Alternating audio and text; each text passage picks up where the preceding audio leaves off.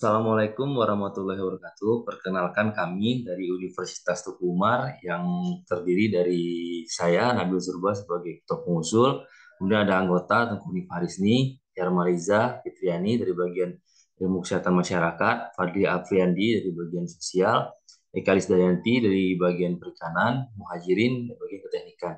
Kami ingin mengusulkan proposal ke DRK yang berjudul keberlanjutan program budidaya ikan lele dalam mewujudkan ketahanan pangan keluarga miskin sebagai upaya pencegahan stunting di Kabupaten Nagan Raya. Rumusan masalah adalah di Nagan Raya terdapat dua balai benih ikan yang tidak berfungsi secara optimal, sehingga fungsi dari balai benih ikan itu untuk menghasilkan benih kepada pembudidaya di Nagan Raya itu terhambat, sehingga kami berinisiatif untuk mengaktifkan kembali fungsi dari balai benih itu, yaitu dengan berbagi ilmu dan tata cara bagaimana pemilihan itu bisa dilaksanakan dengan maksimal, yaitu dengan mendatangkan tenaga ahli dalam pemilihan ataupun engineering perikanannya, sehingga engineering itu adalah sistem tata kelola kolamnya, perairannya, sistem resirkulasi udara, dan lain-lainnya. Nah, kemudian tujuan pemilihan itu adalah pemilihan ikan lele. Kenapa ikan lele? Karena ikan lele memiliki kandungan protein yang tinggi yang dapat dikonsumsi oleh ibu hamil dan balita untuk mencegah terjadinya stunting.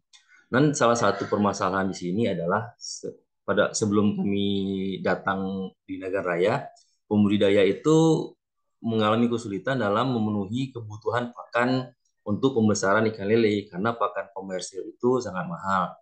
Kemudian kami dan mitra ingin berkolaborasi bagaimana caranya kebutuhan pakan itu bisa terpenuhi, dan kami memiliki cara yaitu membuat pakan sendiri yang dimulai dari pembelian bahan baku yaitu tepungnya, kemudian dilengkapi dengan asupan tambahan atau bahan baku tambahan yang terbuat dari limbah industri tahu. Yang kita ketahui sendiri bahwasanya di Nagan Raya banyak pengusaha tahu, sehingga limbah yang dihasilkan juga banyak. Jika limbah itu biasanya dibuang ke sungai yang akan mencemari kualitas perairan sungai, maka limbah itu akan dijadikan bahan campuran dalam pembuatan pakan pelet, sehingga bahan itu selain tidak mencemari sungai, justru menjadi nilai tambah dalam memenuhi kekurangan pakan pelet oleh pembudidaya ikan. Nah, kemudian ada penyebab lain masyarakat itu gagal dalam budidaya ikan lele, yaitu mereka banyak tidak mengetahui bagaimana teknik-teknik dasar dalam pemilihan karena mungkin keterbatasan ilmu yang tidak dapatkan di dunia akademis. Kemudian juga masyarakat perlu diberi pengetahuan atau pembekalan tentang penambahan gizi bagi ibu hamil dan balita.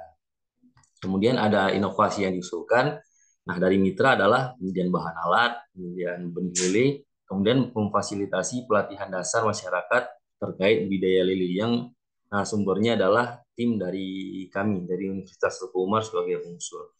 Sedangkan inovasi yang akan kita usulkan adalah yang pertama, teknologi industrial spawning and intensive pond dalam peningkatan kematangan donar.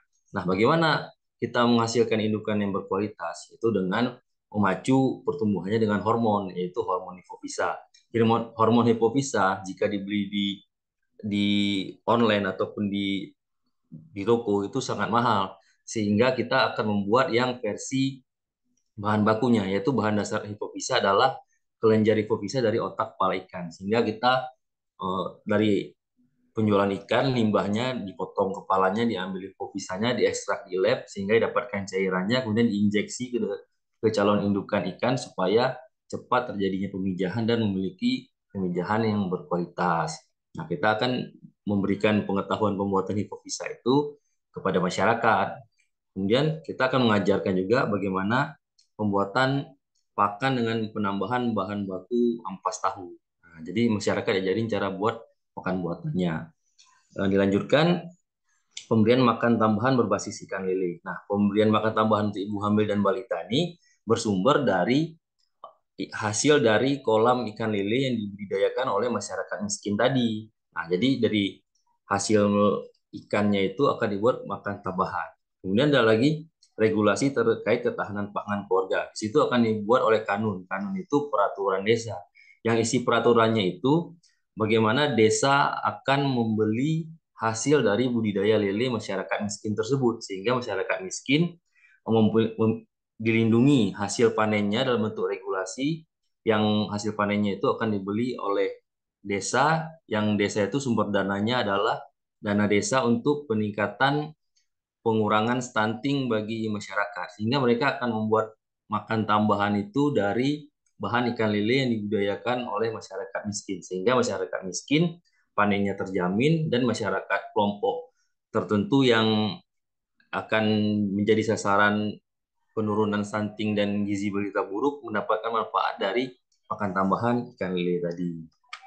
Nah, ini manfaat dan dampak yang akan didapatkan oleh masyarakat, yaitu meningkatkan ekonomi masyarakat dari budidaya lele dan penurunan angka stunting di masyarakat tersebut. Sehingga proyek ini semoga menjadi proyek percontohan bagi kabupaten lainnya, dan bagi kampus akan meningkatkan iku-iku yang akan meningkatkan prestasi kampus itu tersendiri.